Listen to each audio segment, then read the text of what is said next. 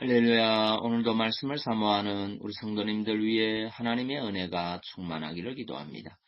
오늘의 성경 통독은 디모데전서 4장에서 6장까지의 말씀입니다. 오늘은 디모데전서 6장의 말씀을 통하여 성도는 만족할 줄 알아야 합니다 라는 말씀으로 은혜를 나누겠습니다. 오늘의 본문 디모데전서 6장 8절 말씀입니다. 우리가 먹을 것과 입을 것이 있은즉 족한 줄로 알 것이니라. 아멘. 오늘의 본문 6장 8절을 보면 우리가 먹을 것과 입을 것이 있은즉 족한 줄로 알 것이니라고 하였습니다. 곧 성도는 생명을 유지하고 복음을 증거하는 등 사명 감당을 위해 필요한 최소한의 것들만 있으면 만족할 줄 알아야 한다는 것입니다. 그러므로 성도에게 표준적인 경제 수준이란 궁핍도 아니요 사치도 아닌 가장 검소하고 소박한 수준임을 알 수 있습니다. 그렇다면 혹 어느 성도는 이렇게 생각할지 모릅니다. 물론 그렇기는 하지만 우리가 그보다 더 많이 소유한다고 해서 그리 나쁠 것이 없지 않는가 하고 말입니다. 충분히 생각해 볼 수 있는 말입니다. 하지만 그렇지 않습니다. 여러분, 우리는 가끔 우리 사회의 최고 부유층이 살아가는 이야기를 듣고 흥분할 때가 있습니다.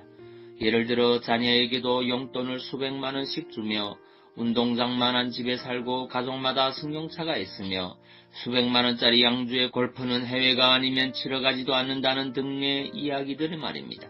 또 하루에도 몇 번씩 우유 속에 누워 꿀과 계란으로 마사지하면서 심지어 애완견에게도 수십만 원짜리 음식에 고급 옷을 입히고 애완견용 고급 호텔에서 발톱 관리까지 시킨다는 이야기를 들을 때면 분노마저 느끼게 됩니다. 왜입니까? 그것은 너무나 심한 불평등으로 인한 상대적 빈곤감과 더불어 수많은 결식아동과 노숙자 등 불우한 이웃들의 가난한 현실을 무시하고 외면해버리는 듯한 자기 중심적이며 이기적이기까지 한 그들의 삶의 태도 때문입니다. 그러면 이제 눈을 좀 더 넓게 돌려 우리가 살아가는 지구 전체를 보십시오. 여러분, 이 땅에는 약 30억이 넘는 사람들이 매 끼니를 걱정하며 살고 있습니다. 또 10억이 넘는 사람들에게는 맑은 물 한 잔이 사치이며 아무리 아파도 알약 하나 주사 한 대를 맞을 수가 없습니다.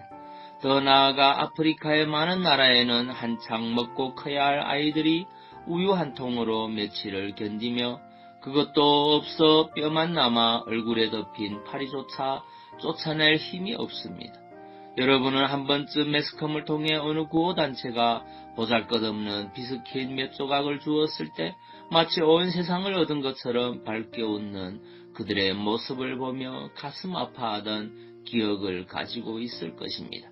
그렇다면 그들이 만일 우리 성도들의 삶을 본다면 어떠한 감정을 가질까요?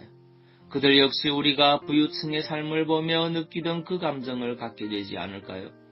게다가 함께 대두되는 환경 문제는 또 어떻습니까? 여러분, 어느 환경단체의 연구에 의하면 우리가 흔히 먹는 햄버거 하나를 만들기 위해서는 나무 20그루에 해당하는 에너지가 소모된다고 합니다. 또한 우리가 사용하는 에어컨과 승용차는 어떨까요? 그것들로 인해 환경이 얼마나 오염되고 있는지 아십니까? 성도 여러분, 만일 우리가 이러한 사실을 진정으로 깊이 생각한다면 햄버거 하나라도 더 먹겠다고 또 유행에 맞는 옷과 가구, 보다 넓은 승용차와 집을 가지겠다고 욕심부려서는 안 됩니다. 그리고 편협한 마음으로 우리 주위만 보며 이웃보다 내가 가진 것이 적다고 불평해서도 안 됩니다. 아니, 오히려 만유를 창조하신 하나님의 백성답게 보다 넓은 눈으로 지구 반대편을 보아야 합니다.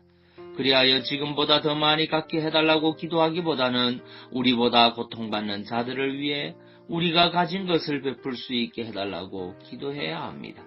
진정 그들은 우리의 이웃이며 하나님은 우리보다 그들을 더 불쌍히 여기신다는 사실을 잊지 마시기 바랍니다. 오늘도 주님 안에서 만족하며 감사할 수 있는 하루 되시기를 바랍니다. 기도하겠습니다. 사랑의 주님, 성도는 만족할 줄 알아야 됨을 고백합니다. 항상 다른 사람들과 비교하며 불평하고 원망하는 것이 아니라 우리보다 없는 사람들을 생각하며 가진 것에 만족하고 감사할 수 있는 성도 되게 하옵소서. 그리고 육신의 질병으로 고통받는 심령들, 마음의 상처로 고통받는 심령들을 예수 그리스도 이름으로 치유하여 주옵소서. 예수님 이름으로 기도하옵나이다. 아멘.